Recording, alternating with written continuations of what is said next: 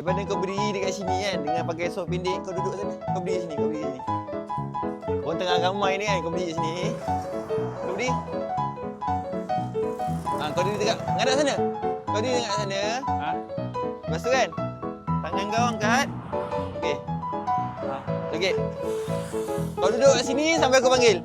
Lama nak. Yuk, tinggal dia biar dekat situ lama-lama. Jangan turun tangan. Selagi aku satu turun, jangan turun. Orang panggil tangan orang. Okey? Dah. Biar dia tengok orang ramai. Orang ramai tu padan muka dia. Degil dia degil. Nak famous. Lepas tu dia malu. Pergilah sana. Orang ramai.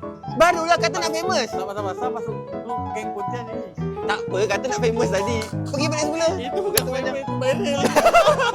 Kau rasa okey tak kalau aku biarkan dia kat sana je lama-lama? Oi, kau nak pergi mana? Sini. Boleh jadi teddy bear ke? Boleh jadi punching bag ke? Boleh jadi belon? Jadi belon. Lain daripada jadi belon kat depan, apa lagi dia boleh jadi? Cuba korang komen. Tolong aku. Komen.